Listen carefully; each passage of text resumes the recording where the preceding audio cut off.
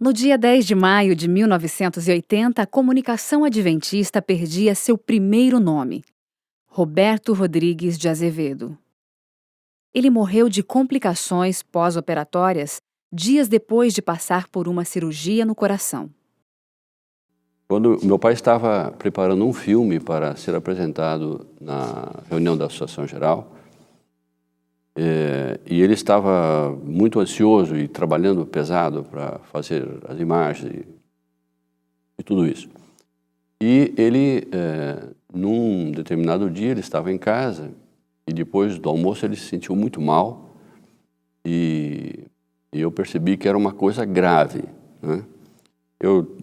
Como eu fiz biologia, a gente tem um pouco de conhecimento na área de fisiologia. Então eu falei para minha mãe, olha, eu acho que o pai está tendo um ataque cardíaco. Então chama o tio Ajax, né, que é irmão da minha mãe, e fala para ele que é um ataque, que ele venha preparado para isso. E realmente era um ataque, meu tio veio, deu atendimento, e foi assim muito marcante, né, essa tensão toda vivida. Mas meu pai era muito forte assim para suportar as crises. Ele estava tranquilo, dentro da possibilidade de ficar tranquilo, e enfrentou a situação com intrepidez. Eu acho que ele foi muito valente. Foi interessante. Na época, eu estava me formando em Belém do Pará, quando eu fui lá estudar medicina e administração, e nós convidamos para ser o nosso paraninfo e fazer o sermão de sábado com os formandos adventistas ali em Belém, de vários cursos. Isso foi no mês de dezembro. Dias depois, quando ele voltou para São Paulo, ele teve, então, o primeiro momento do infarto. Mas ainda decorreram uns 3 meses até que foi definido que ele concordasse que ele deveria fazer uma cirurgia cardíaca. Nós tivemos a oportunidade de acompanhar no ato cirúrgico, pessoalmente, aquelas horas todas lá. O pastor Kiyotaki Shirai, muito amigo dele na ocasião, filmou toda a cirurgia. Foi aqui na Beneficência Portuguesa, em São Paulo. Ele teve um comportamento muito interessante. Quando ficou definido que realmente ele teria que operar, caso concordasse, e realmente a indicação era muito grande para ele operar, teria que colocar 4 pontes de pena, foi marcado o dia. Dias antes, ele convocou para o quarto onde ele estava, no hospital, os seus, quem sabe, mais íntimos amigos. E então chamou a todos, alguns da família. O pastor Campo Longo esteve lá, o pastor Schwartz esteve lá. Parece que estava prevendo a morte, não é? Contou a experiência dele, o trabalho que teve, não é? E logo depois ele começou a sentir-se mal. E os colegas meio preocupados, mas como? Você chamou a gente aqui? Mas olha, você vai ser operado, você vai ficar bom. Parece que ele estava pressentindo que ele não ia viver muito tempo mais. Aí ele fez todo aquele culto, etc., né? E cada um depois voltou para casa. Logo depois ele foi operado e no pós-cirúrgico ele foi operado e 3 dias depois ele começou a ver problema no pós-cirúrgico e depois de outros 4 dias ele veio falecer. Quando ele faleceu, nós que trabalhávamos perto dele, nós sentimos no ato que essa lacuna ia ficar em aberto. E a igreja, quando agora eu falo a igreja, vamos dizer os que dirigem, eles foram sentir isso um pouco mais tarde. Porque depois dele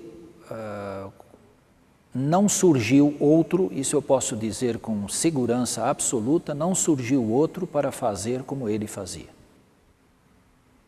Não teve outro. Não surgiu outra dupla Azevedo-Shirai.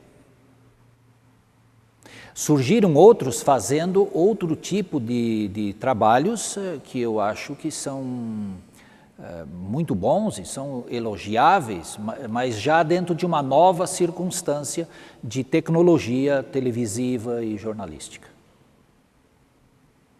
Essa lacuna realmente ficou. E eu acompanhei isso, a igreja, as várias publicações da igreja. A igreja parou de publicar ou anunciar os seus feitos, as suas realizações nos jornais. É muito pouco hoje o que se faz pelo que se deveria fazer. Explicar como meu pai se sentiu é uma coisa bastante difícil, mas eu sei que ele sofreu bastante. Eu tinha 15 anos naquela época. E eu não me lembro muito de muita coisa, mas porque eu não fui ao enterro dele. Porém, durante todos os anos depois da minha vida até hoje, eu tenho encontrado pessoas que lembram daquela data e me contam o que aconteceu naquele dia. Eu sinto naquela época, eu me lembro naquela época que meu pai ficou muito deprimido, ficou muito triste. Então eu me lembro da morte do pastor Roberto como uma fase muito triste na vida da minha família, né, por causa da tristeza que meu pai sentiu. Porém, as pessoas têm contado por aí, eu tenho ouvido relatos de pessoas que testemunharam o evento, e um desses relatos é mais ou menos assim. Meu pai se aproximou do caixão do pastor Roberto Azevedo, olhou para o caixão e falou assim: Roberto, levanta. Roberto, levanta. Roberto, levanta. E as pessoas olhavam sem saber o que dizer, uma situação meio constrangedora, como o pastor Shirai querendo ressuscitar Roberto aqui. E meu pai, na sequência, falou assim: eu sei que eu não tenho fé suficiente para fazer você levantar desse caixão, mas eu estou sofrendo muito, eu queria que você levantasse. A gente tem tanta coisa ainda para fazer pelo futuro. Nós temos muita coisa ainda para fazer, Roberto. E meu pai falou algumas outras palavras, mas assim, isso marcou muito.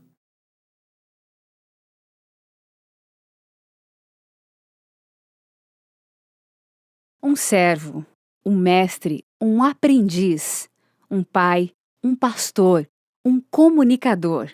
Um homem por trás das lentes das câmeras e das letras dos jornais. Roberto Rodrigues de Azevedo foi alguém cujo quem mais vale observar do que descrever. Bom, meu pai, para mim, era uma espécie de Livingstone, às vezes Madre Teresa de Calcutá, às vezes Superman, e, acima de tudo, eu considero ele como um herói nacional dentro da organização adventista, por tudo aquilo que ele fez e realizou na época. Talvez fosse um Bartolomeu de Gusmão na época. Pastor Roberto Azevedo, ele, na minha opinião, foi um dos melhores comunicadores que a Igreja Adventista Sétimo Dia teve na América do Sul.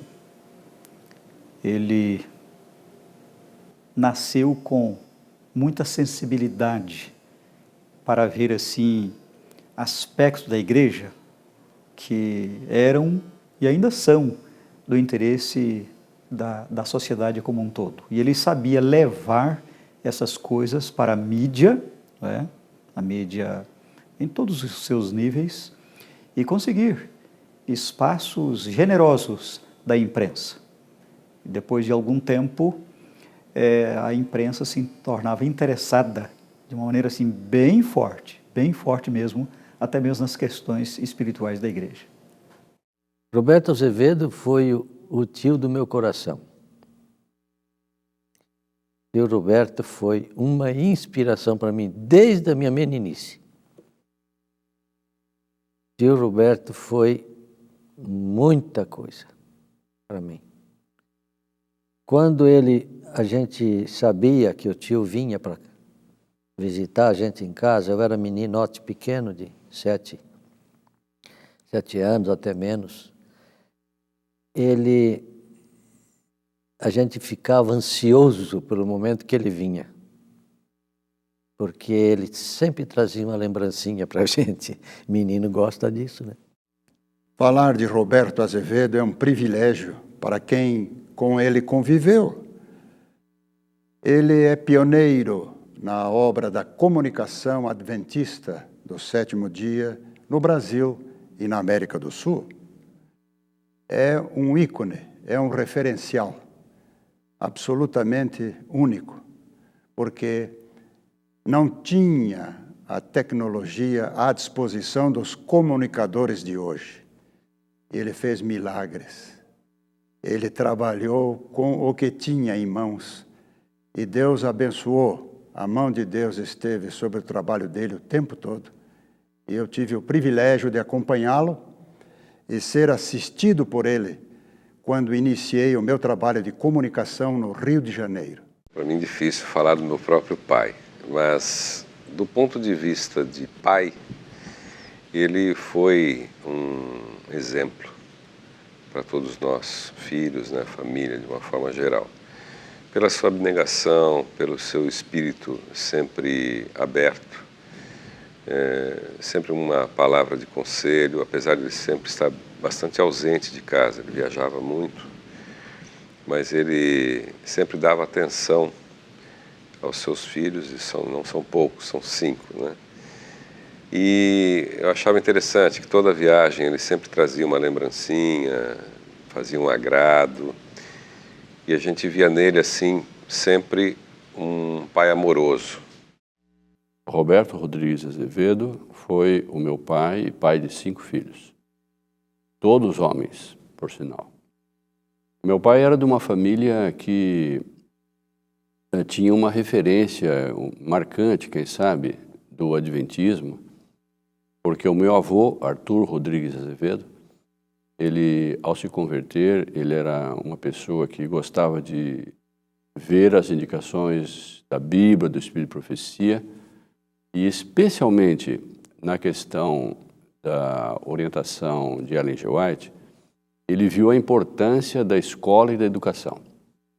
E ele então cedeu uma parte da fazenda dele para ser a igreja e também a escola. O ambiente era todo rural, né, uma fazenda. E nesse local, então, ele começou a estimular os filhos a estudarem. Por incrível que pareça, as primeiras memórias que eu tenho do pastor Roberto Azevedo não são do trabalho dele em si, né? Mas são memórias ligadas à família. Eu me lembro que a gente morava no mesmo prédio, e eu me lembro de uma família grande. Naquela época eu nem sabia contar quantos filhos o pastor Roberto tinha, mas eram todos filhos homens, né? Hoje, claro, eu conheço todos eles, mas a memória daquela época é realmente uma família grande, com vários filhos, uma família unida. Eu me lembro muito bem da Dona Flora, uma pessoa muito ativa, muito animada. Que palavras, assim, se eu fosse descrever que era o Roberto, seu marido, que palavras a senhora usaria para descrevê-lo? Não me lembro mais. Ele era alto, forte, ia muito em casa contar as novidades da igreja. A senhora gostava dele? Muito, e gosto ainda. É? Estamos apresentando